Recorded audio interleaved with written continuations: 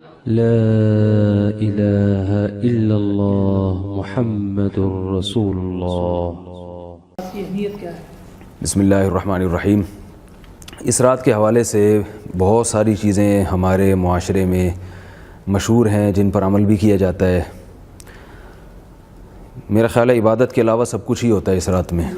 قبرستان جاتے ہیں لوگ، نہاتے دھوتے ہیں، اچھے میں نے خود دیکھا ہے اچھے پڑھے لکھے لوگوں کو، بعض تو ایسے ہیں جن کے علماء سے تعلق بھی ہے، وہ اس رات کو نہا کے نئے کپڑے پہنتے ہیں، جتھوں کی شکل میں قبرستان جاتے ہیں، پھر قبرستان پہ بعض لوگ باقاعدہ پروگرام کرتے ہیں، روتے ہیں دھوتے ہیں، دعائیں مانگتے ہیں، ٹی وی چینلز پہ لوگ دیکھتے ہیں، اچھا خاصا ایک انٹرٹینمنٹ کا ایک ذریعہ بن جاتی ہے یہ رات۔ حلوے بھی پکائے جاتے ہیں، بھجوائے بھی جاتے ہیں، کھائے بھی جاتے ہیں، چراغاں کیا جاتا ہے۔ تو میں ایک نمبر کو میں انشاءاللہ ترتیب سے بتاؤں گا، تاکہ کیونکہ یہ موضوع بہت زیادہ لوگ اس میں دلچسپی لیتے ہیں اور کالز بہت آتی ہیں لوگوں کی اس حوالے سے، اور بہت افراط و تفریط کا ایک ماحول بنا ہوتا ہے ہمارے ہاں۔ دیکھیں، اس رات میں پٹاخے پھوڑنا، حلوے پکانا یا چراغاں کرنا یا نہانا دھونا اور اچھے کپڑے پہننا، اس کے پیچھے جو تصور ہے وہ یہ ہے کہ یہ رات گویا کہ ایک تہوار ہے۔ تو میں اس کے غلط ہونے پر دو دلائل دوں گا۔ پہلی دلیل تو یہ کہ تو کسی روایت سے کوئی موضوع من گھڑت روایت بھی نہیں ہے جس میں کوئی حلوے پکانے کا ذکر ہو یا کسی صحابی نے کچھ اچھی چیز پکائی ہو اس رات میں، تو یعنی کوئی روایت تو ہونا، تو ضعیف اور صحیح ہونا تو بات کی بات ہے نا، کوئی ہے ہی نہیں، اسلاف کا کوئی عمل ہے ہی نہیں، نہ نہانے دھونے کا، نہ کپڑے پہننے کا۔ دوسری بات یہ کہ اسلام میں جتنے بھی تہوار ہیں وہ دن کی روشنی میں منائے جاتے ہیں، غیر مسلموں کے تہوار رات میں ہوتے ہیں۔ عیسائیوں کی آپ کرسمس دیکھ لیں، وہ رات کو شروع ہوتی ہے، رات کو وہ نہاتے دھوتے ہیں اور جو کچھ بھی انہوں نے وہ اس تہوار میں کرنا ہوتا ہے۔ مسلمانوں کے تہوار دن کی روشنی میں ہوتے ہیں۔ عید الفطر کو آپ دیکھ لیں، عید الاضحیٰ ہے، جمعہ کا دن خود ایک تہوار ہے، یعنی ایک عید قرار دیا گیا اس کو، وہ بھی دن کی روشنی میں ہوتا ہے، خطبہ اور نماز۔ اور اس کی ایک لاجک بھی ہے کہ جب آپ خوشی رات کے وقت مناتے ہیں تو رات کا وقت ایسی چیز ہے جو آپ کو گناہوں کی طرف لے کے جاتی ہے۔ رات کا جو ٹائم ہے نا، عید میلاد النبی کے حوالے سے بھی ہم لوگوں سے یہی بات کہتے ہیں کہ جو عید میلاد النبی مناتے ہیں تو وہ بھی دیکھیں آپ رات کو مناتے ہیں، وہ کیونکہ چراغاں دن میں ہو نہیں سکتا، چراغاں رات کو ہوتا ہے، اور اسلامی تہوار رات کو نہیں ہوتے، اسلامی عید رات کو نہیں ہوتی، دن میں ہوتی ہے۔ تو یہ خود اس کی علامت ہے کہ اسلام کے مزاج کے خلاف ہے یہ چیز، رات کے وقت آپ اگر خوشی منائیں گے شراب کباب کی طرف آپ کی توجہ جاتی ہے۔ تو آپ دیکھیں جو غیر مسلم لوگ ہیں وہ اپنے ان تہواروں میں شراب اور ان چیزوں کی طرف، عیاشی کی طرف زیادہ جاتے ہیں، جبکہ ہمارے جو تہوار ہیں ان میں ہم عبادت کی طرف ہماری توجہ زیادہ ہوتی ہے۔ تو پہلی بات تو یہ ہے کہ یہ اسلام کے تصور کے خلاف ہے، رات کے وقت نہانا دھونا، کوئی ضرورت ہو تو آپ نہائیں، خوشی میں نہیں نہائیں رات کو، یا آپ صاف ستھرے رات کو اس نیت سے ہو رہے ہیں کہ خوشی کا دن ہے، یہ غلط ہے۔ یعنی آپ یہ کہنا چاہ رہے ہیں کہ دین کا حکم نہیں ہے اچھے کپڑے پہننا، کھانا پکانا، یہ دین کا حکم نہیں ہے؟ ویسے آپ نے اگر دین کا ویسے تو حکم ہے کہ اچھے کپڑے پہنیں، اور کھانا بھی، جب کھانا حکم ہے تو پکانا بھی ہے، لیکن اس رات کو نہ کریں، اس کی کوئی فضیلت نہیں ہے۔ اگر آپ کریں گے گناہ گار ہوں گے، بدعت کا گناہ ملے گا، کیونکہ آپ ایک چیز کو شریعت پہ ایک اضافہ کر رہے ہیں۔ نبی صلی اللہ علیہ وسلم نے فرمایا من احدث فی امرنا ما لیس منہ فہو رد، جس نے ہمارے دین میں کوئی ایسی چیز ایجاد کی جو ہمارے دین میں سے نہیں ہے تو وہ مردود ہے، وہ اس پہ رد کیا جائے گا۔ اللہ کی نظر میں بھی مردود ہے، اور ہمیں بھی حکم ہے کہ ہم اس پہ رد کریں، اس کے خلاف۔ تبھی اگر کوئی آپ کے پاس اس رات میں حلوہ بھیجتا ہے آپ اس کو محبت اخلاص کے ساتھ واپس بھیج دیں، بولے اسلام کو آپ بدنام نہ کریں۔ ویسے بھی دیکھیے نا کہ ہمارے نبی صلی اللہ علیہ وسلم نے کھانے پینے کا جو ہمیں حکم دیا ہے نا، وہ چند مواقع پر، ایک ولیمے پر ہے دعوت، اور ایک عقیقے کے موقع پر ہے، اور ایک بقرعید پر ہے گوشت کھانے کا حکم ہے۔ اس کے علاوہ تو اسلام میں روزہ رکھنا عبادت ہے، کھانا پینا کوئی عبادت ہے ہی نہیں۔ رسول اللہ صلی اللہ علیہ وسلم نے فرمایا کہ بدترین برتن بھرنے کے لحاظ سے وہ انسان کا معدہ ہے، تو معدے کو بھرنا، اور ایسی اسلام میں رسومات کے میں جس میں آپ کو بار بار کھانا پڑ رہا ہو یا کھلانا پڑ رہا ہو، ایک تو غریبوں کو کھلانا، وہ تو ایک الگ چیز ہے، یا رشتہ داروں کو خوش کرنے کے لیے ان کی کسی بھی موقع پہ دعوت کرنا، وہ ایک الگ چیز ہے، لیکن ویسے باقاعدہ مذہب سمجھ کے کھانا کھلانا یہ کوئی عبادت نہیں ہے، روزہ رکھنا عبادت ہے۔ تو یہ تو ہو گیا تہوار سے متعلق یا نہانے دھونے سے متعلق۔ اچھا، میں یہاں پہ روکوں گا آپ کو بولنا کہ یہ تہوار آپ نے فرمایا کہ دن کو ہوتے ہیں، مسلمانوں کے تہوار رات کو نہیں ہوتے، لیکن ہم دیکھتے ہیں کہ قرآن کریم میں بھی اور احادیث میں بھی ایسی راتوں کی فضیلتیں بیان ہوئی ہیں، جیسے لیلۃ القدر ہے، اس کی فضیلت بیان کی گئی ہے، جو ذی الحجہ کے 10 دن ہیں ان کی تعریف بیان کی گئی ہے, ان کی فضیلت بیان کی گئی ہے, تو اس کو آپ کیسے دیکھتے ہیں؟ دیکھیں تہوار کا مطلب میں جو تہوار سے جو سمجھتا ہوں جو کہ تہوار کا مقصد ہوتا ہے کسی دن میں خوشی منانا, خوشی منانا. تو خوشی, یہ جو لیلۃ القدر کی رات ہے یہ تو عبادت کی رات ہے نا, خوشی منانے کی تو نہیں ہے کہ آپ دعوتیں کریں اور اچھے نہائے دھوئیں. کوئی عبادت کے لیے اچھے نہا لیتا ہے کہ سکون سے عبادت ہو, ایک الگ چیز ہے.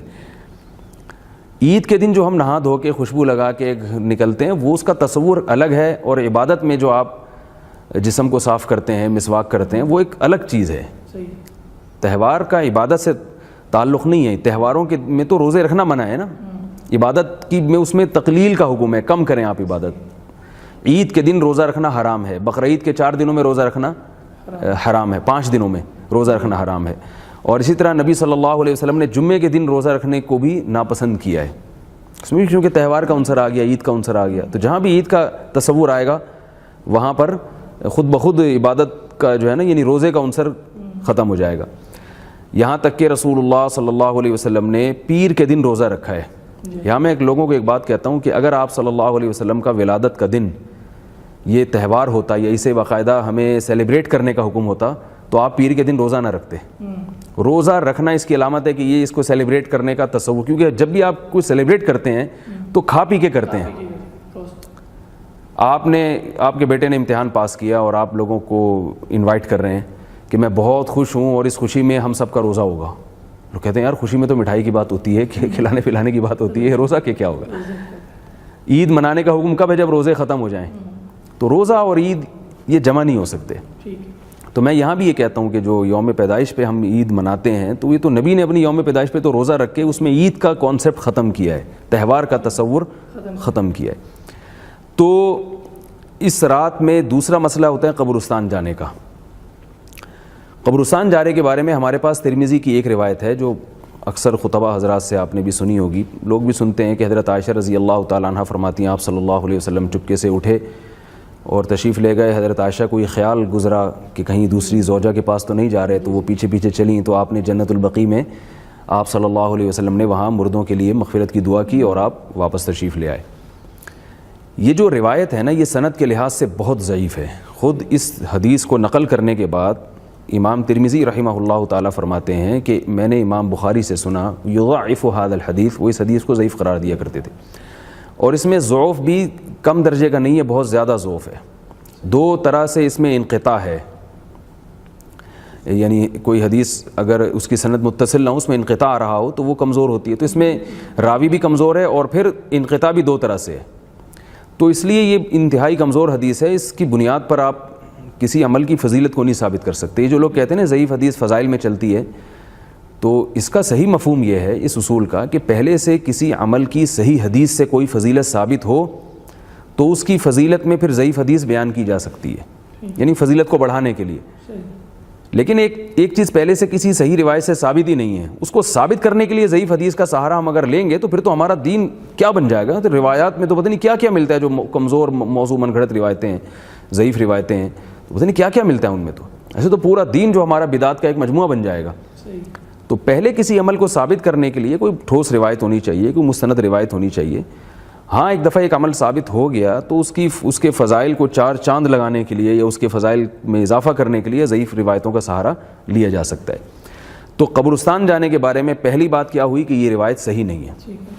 دوسری بات یہ کہ اگر آپ فرض کر لیں کہ یہ روایت صحیح ہے, یا آپ کہیں کہ نہیں ضعیف حدیث فضائل میں چلتی ہے اور آپ اس اصولی پر عمل پیرا ہوں اور آپ کہیں فضیلت ثابت بھی ہو سکتی ہے ضعیف حدیث سے, تو میں یہ عرض کرتا ہوں کہ نبی صلی اللہ علیہ وسلم نے جو کام کیا, صحابہ نے اس میں آپ صلی اللہ علیہ وسلم کو اگر فالو نہیں کیا تو یہ خود ایک اصول ہے کہ یہ چیز نبی صلی اللہ علیہ وسلم کی خصوصیت تھی. جیسے حدیث میں آتا ہے کہ صحیح حدیث ہے کہ 2 شخص کو عذاب قبر ہو رہا تھا, آپ صلی اللہ علیہ وسلم نے ایک شاخ لگا دی قبر کے کنارے پر اور فرمایا کہ جب تک یہ شاخ تر رہے گی ان کو قبر کا عذاب نہیں ہوگا. لیکن قبر کے عذاب کو ختم کرنے کے لیے ہم دیکھتے ہیں کہ اسلاف میں یہ عمل نہیں تھا, صحابہ کرام میں یہ عمل نہیں تھا کہ وہ شاخ لگایا کرتے تھے قبر کے کنارے پر, کہیں بھی نہیں ہے. کیا اس سے کیا معلوم ہوتا ہے کہ یہ نبی صلی اللہ علیہ وسلم کے ساتھ خاص تھا. مشرکین مکہ صحابہ کرام کے بارے میں یہ طعنہ دیا کرتے تھے کہ لو کان خیرا ما سبقونا الیہ, اگر اسلام میں کوئی خیر ہوتی تو یہ لوگ ہم پہ پہل نہ کرتے. ظاہر ہے غلط کہتے تھے، تو ہم اس کو بالکل الٹ کر دیتے ہیں. لو کان خیرن لسبقونا الیہ، اس رات قبرستان جانے میں اگر کوئی خیر ہوتی، وہ تو کہتے تھے لا سبقونا، صحابہ سبقت نہیں کرتے، ہم کہتے ہیں لسبقونا، یقیناً سبقت کرتے وہ. تو اس رات میں اگر قبرستان جانا سنت ہوتا تو حضرت ابو بکر تو جاتے، حضرت عمر جاتے، حضرت علی جاتے، حضرت عثمان جاتے، اور یہ صحابہ کرام کی ایک جماعت ہوتی جو جاتی، کوئی بھی نہیں گیا. تو اگر اس کو صحیح مان لیا جائے تو یہ نبی صلی اللہ علیہ وسلم کی خصوصیت ہوگی. تیسری بات، اس رات رسول اللہ صلی اللہ علیہ وسلم اگر قبرستان گئے ہیں، مان لیں، تو دیکھیں نبی صلی اللہ علیہ وسلم نے جو عمل جن کیفیات کے ساتھ کیا، اس عمل کا انہی کیفیات کے ساتھ کرنا سنت ہوگا. اس میں اپنی طرف سے آپ اضافہ کریں گے تو وہی سنت بدعت بن جائے گی. اب ہم دیکھتے ہیں کہ نبی صلی اللہ علیہ وسلم سے مان لیا جائے، فرض کر لیا جائے کہ قبرستان گئے ہیں تو پوری زندگی میں ایک دفعہ گئے ہیں، اور یہاں پبلک ہر سال جاتی ہے، تو آپ پوری زندگی میں ایک دفعہ چلے ہیں، ہر سال جا رہی ہے. چوتھی بات یہ کہ نبی صلی اللہ علیہ وسلم اگر زندگی میں ایک بار گئے ہیں تو چپکے سے گئے ہیں. حضرت عائشہ کو بھی علم نہیں ہوا تھا، حضرت عائشہ کو بھی، جو حدیث کے الفاظ ہیں، آپ صلی اللہ علیہ وسلم چپکے سے گئے اور رات کے اندھیرے میں مغفرت کی دعا کر کے واپس آ گئے. ہمارے ہاں چپکے سے نہیں جاتے، پورے جتھوں کی شکل میں نہا دھو کے خوشبو لگا کے، مرد حضرات بھی اور خواتین کی بھی ایک بڑی تعداد پہنچی ہوئی ہوتی ہے. اور یہ کون سی حدیث ہے بھائی؟ یہ تو نہ کسی ضعیف ہے نہ کسی صحیح حدیث ہے. تو میں لوگوں سے کہتا ہوں کسی کے پاس دل گردہ ہے تو کسی ایسے قبرستان میں جہاں کوئی بھی نہ ہو، رات کے 2 بجے آپ چپکے سے جائیں، اور آپ میں اگر اتنا دل ہے کہ زندہ واپس آ جائیں تو صبح آ کے اپنا یہ قصہ لوگوں کو بتا دیں. تو اس طرح سے تو آپ عمل کر سکتے ہیں. 2 چیزیں بیان فرما دی. ایک تو فرمایا کہ یہ تہوار نہیں ہے اسلام کے حوالے سے، اور دوسرا یہ فرمایا کہ اس قبرستان جانے کی بھی کوئی حقیقت نہیں ہے، اس کو دین کا حکم نہیں سمجھنا چاہیے. جی، تو پھر یہ ہے کیا؟ یعنی ایسا تو نہیں ہے کہ پہلے تو میں پہلے وہ بتا دوں جو چیزیں نہیں ہیں، ٹھیک ہے نا، کیونکہ اس میں زیادہ تر چیزیں وہ ہیں جو نہیں ہیں، پھر میں اس طرف آؤں گا کہ ہے کیا. ایک اور اس میں یہ ہوتا ہے کہ یہ کہا جاتا ہے کہ اس میں قرآن مجید کا نزول ہوا ہے. قرآن نے بالکل 2 ٹوک لفظوں میں یہ بات بتا دی ہے. 2 آیتیں قرآن کی آپ کے سامنے پڑھوں گا، بلکہ 3 آیتیں میں. ایک تو ایک شہر رمضان الذی انزل فیہ القرآن، فرمایا قرآن کا نزول رمضان میں ہوا ہے. دوسرا سورہ دخان میں ہے انا انزلناہ فی لیلۃ مبارکۃ، ہم نے اس قرآن کو لیلۃ مبارکہ میں نازل کیا. تیسری سورہ قدر میں ہے انا انزلناہ فی لیلۃ القدر، ہم نے اس قرآن کو لیلۃ القدر میں نازل کیا. ان تینوں آیتوں کو ملائیں تو بالکل بے غبار طریقے سے یہ بات سامنے آتی ہے کہ قرآن کا نزول لیلۃ القدر میں ہوا ہے. اگرچہ بعض حضرات نے تطبیق کی کوشش کی ہے کہ آسمان دنیا تک لیلۃ القدر میں آیا اور پھر شب برات میں، یا جس کو لیلۃ البرات کہا جاتا ہے، اس میں جناب 15 شعبان، یہ تکلف ہے. تو ہم قرآن کو اپنے ظاہر سے کیوں پھیریں جبکہ ہمارے پاس کوئی اس کے خلاف کوئی صحیح روایت بھی نہیں ہے.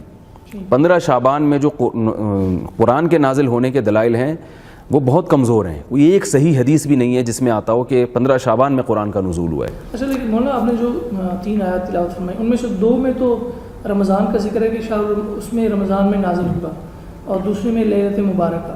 یعنی اس میں ایسا ذکر تو نہیں ہے کہ کہیں منع کیا گیا، یہ کہا گیا کہ شب برات میں نازل نہیں ہوا.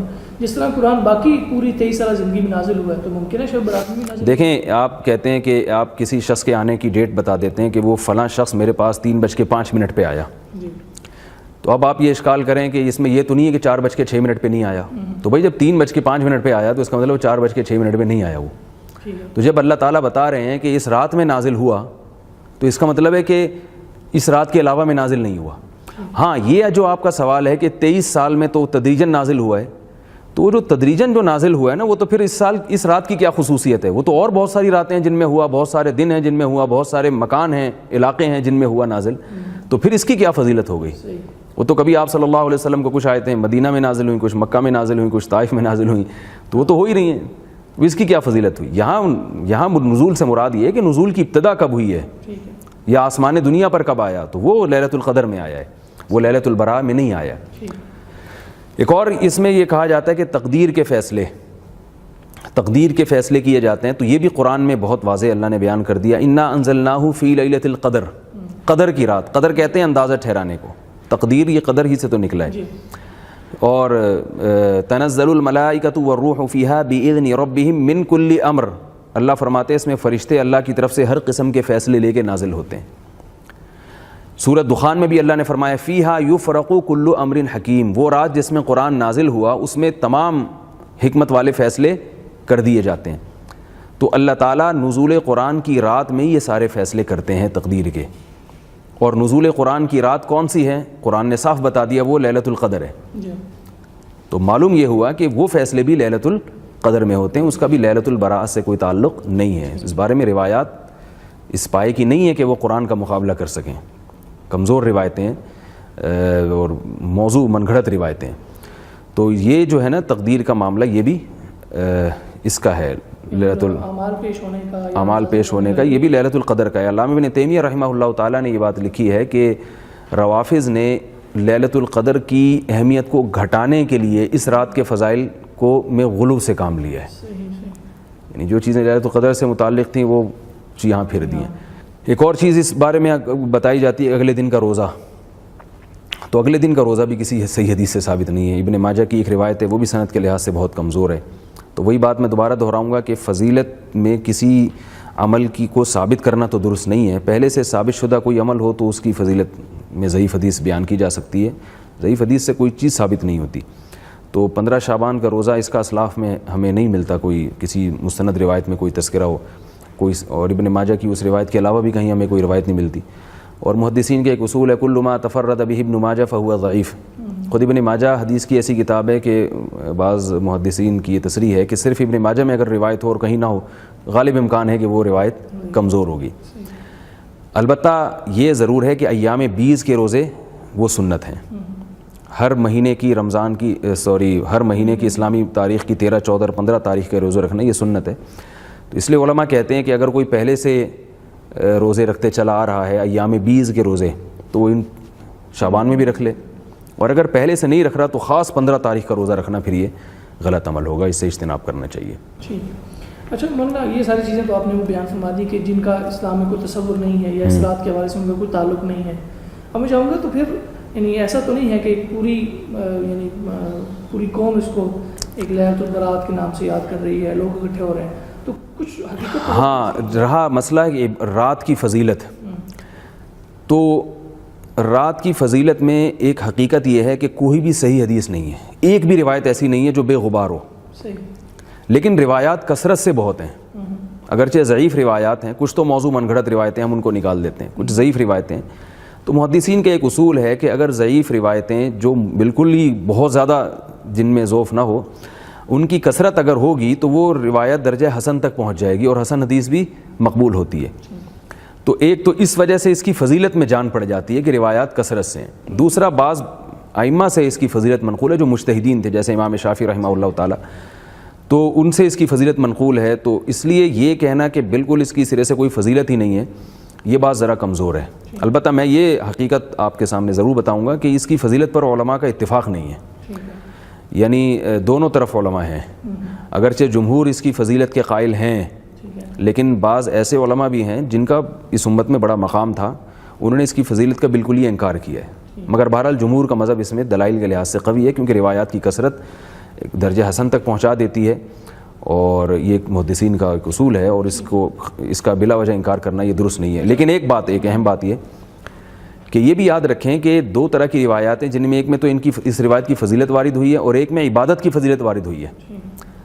تو یہ خوب ذہن میں اچھی طرح سمجھ لینا چاہیے کہ کسی دن یا کسی رات کی فضیلت سے اس میں عبادت کی فضیلت ثابت نہیں ہوتی، عبادت کی فضیلت کے لیے الگ سے دلائل چاہیے ہوتے ہیں۔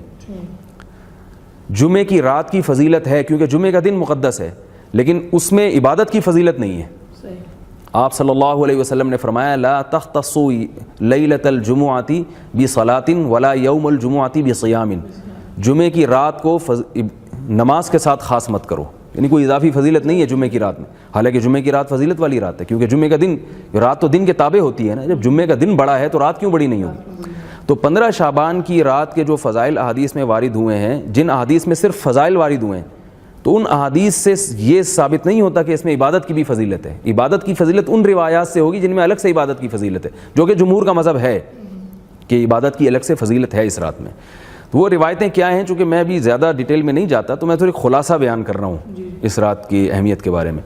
اچھا، یعنی رات کی فضیلت تو جیسے آپ نے تھوڑا سا واضح بھی کیا، اس کو میں چاہوں گا تھوڑا سا آپ واضح کر دیں، کیا اس رات کے بارے میں پھر کوئی علماء جب جمہور آپ کہتے ہیں کہ جمہور اس رات کی فضیلت کے قائل ہیں جی تو اس رات کے اندر کوئی خاص عبادت کے بھی قائل ہیں کہ یہ والی نہیں، نہ یہ بہت اچھا سوال ہے آپ کا. دیکھیں عبادت کی فضیلت کا مطلب یہ ہے کہ نبی صلی اللہ علیہ وسلم نے جو نوافل جب بھی پڑھے ہیں تو آپ صلی اللہ علیہ وسلم نے سوائے تراویح کے اجتماعی سطح پہ نوافل نہیں پڑھے. صرف ایک رمضان کی تراویح ایسی نماز ہے جس میں آپ صلی اللہ علیہ وسلم نے ایک بڑا اجتماع کیا، اور وہ بھی 3 دن کیا تاکہ امت پہ واجب نہ ہو جائے. پھر خلفائے راشدین نے اس کو باقاعدہ تواتر کے ساتھ جاری کیا اس کو. اس کے علاوہ جو نوافل ہیں نا، چاہے وہ لیلۃ القدر ہو، چاہے وہ 15 شعبان کی رات ہو، یا ویسے آپ تہجد پڑھتے ہیں، اس میں اجتماعیت نہیں ہے، صحیح انفرادی ہے. وہ مسجدوں میں جتھے بنا کے جانا، اعلان کرنا آ جائیں مسجدوں میں آپ لوگ نماز پڑھیں، یہ والی نماز ہوگی یا اس طریقے سے ہوگی، یہ سب اعمال بدعت ہیں. اسلاف میں اس کا کوئی ثبوت نہیں ملتا. تو نہ تو ایک تو یہ کہ اجتماعی سطح پہ عبادت نہیں ہے، نمبر 2 مخصوص قسم کی کوئی عبادت نہیں ہے. کوئی بات نہیں. اور اس رات کو یعنی عام طور پہ تو لوگوں کا یہ خیال ہوتا ہے کہ اگر ایک آدمی اکیلا ہے، گھر میں ہے، تو وہ اس طرح عبادت نہیں کر سکے گا. وہ اس طرح کرتے ہیں کہ یا کوئی محفل قرات رکھ لیتے ہیں، یا محفل نعت کا کوئی پروگرام رکھ لیتے ہیں، یا علماء کا واعظ والا بیان رکھ لیتے ہیں. تو یہ اس کے حوالے سے آپ کا کیا کہنا ہے؟ دیکھیں، جب شریعت نے ہمیں کسی رات میں عبادت کی فضیلت بتائی کہ عبادت کرو، تو اس میں پھر عبادت کرنی چاہیے نا. اس میں محفلیں لگانا، چاہے محفل قرات ہی کیوں نہ وہ ٹھیک ہے، محفل قرات اچھی چیز ہے، محفل نعت اچھی چیز ہے، عام دنوں میں کریں آپ. لیکن جب عبادت کا حکم ہمیں دیا جا رہا ہے تو عبادت سے نماز، دعا، تلاوت جو انفرادی تلاوت ہے، اس میں وقت لگانا چاہیے. محفل قرات منانا اس رات میں یا نعتوں کا پروگرام رکھنا، تو اس سے یہ اسلاف کے طریقے کے خلاف ہے. عبادت کا جب ہمیں حکم دیا گیا تو اس کا مطلب ہے نماز، روزہ یا انفرادی تلاوت آپ کریں یا دعاؤں میں دل لگائیں تاکہ آپ کی توجہ کچھ اللہ کی طرف ہو. عبادت کا تو یہ مطلب ہوتا ہے نا. محفل نعت ہے یا محفل قرات ہے، وہ تو کسی بھی وقت کی جا سکتی ہے. تو نقصان یہ ہوتا ہے کہ لوگوں کی ایک توجہ ہوتی ہے، چلو جی مبارک رات ہے، ہم عبادت کریں گے تو اس میں ہمیں ثواب زیادہ ملے گا. تو اگر آپ وہ لوگوں کو ہٹا کے اس میں، جیسے بعض مسجدوں میں تو پوری رات بیانات چلتے ہیں. بھئی بیان تو بذات خود مقصود نہیں ہے نا. بیان کا تو مقصد ہے کہ لوگوں کو دین کی طرف لانا. تو وہ آدھے گھنٹے کا ہو، 1 گھنٹے کا ہو. اب اس کے بعد بھی جو شریعت نے ہمیں کہا ہے عبادت کرو تو عبادت کریں نا. پھر اس کی اب آپ عبادت ہی پہ پوری رات بیان شروع کر دیں تو مطلب کہ وہ تو جو جیسے لیلۃ القدر کی رات ہے، اس میں 1 رات کی عبادت 80 سال کی عبادت سے افضل ہے. تو وہ عبادت افضل ہے.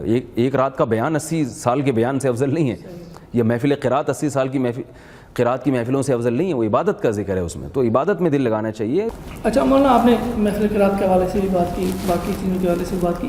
ہمارا ایک نیا رجحان ہو گیا، یعنی عبادت کے حوالے سے ایک نیا کلچر ڈیولپ ہوا ہے. وہ یہ ہے کہ لوگ رمضان میں بھی اور باقی دنوں میں بھی جہاں عبادت کا تصور پایا جاتا ہے، وہ ٹی وی کے سامنے بیٹھ کے عبادت کرتے ہیں. مثلا شب برات میں بھی یہ ہوتا ہے کہ کوئی ایک پروگرام ہوتا ہے اور اس میں شروع میں پہلے نعتیں ہوتی ہیں، پھر واعظ ہو جاتا ہے، پھر اس کے بعد یہ ہوتا ہے کہ وہ لائٹیں بند کر دی جاتی ہیں اور ایک مخصوص ماحول بنا کر اس میں دعا ہوتی ہے، پھر اس میں گڑ گڑانا ہوتا ہے، آہوزاری ہوتی ہے.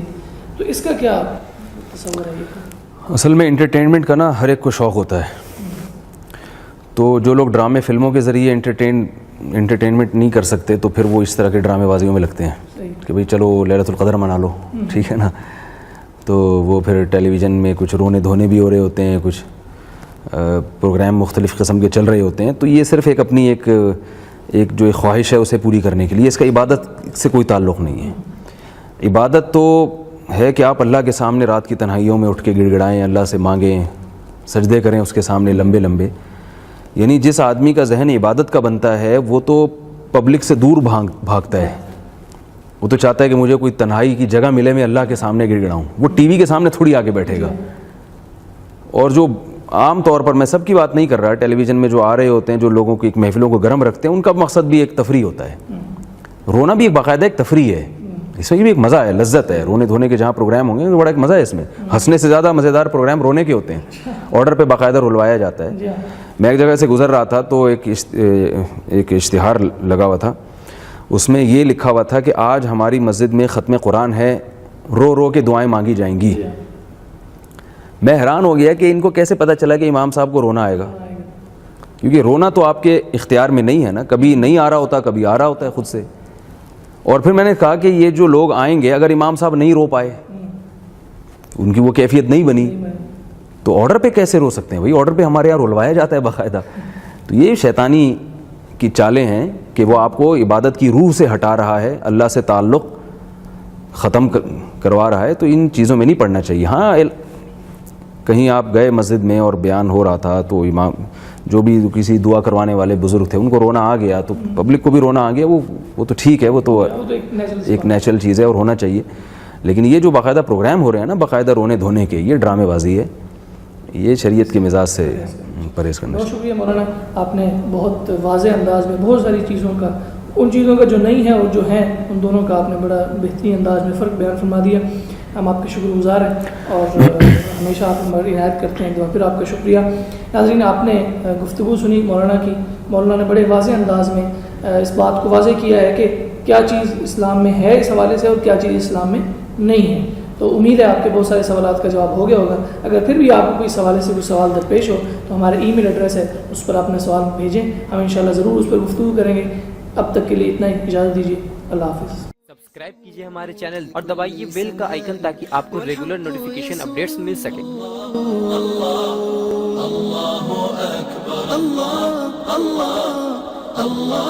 اکبر, لا الہ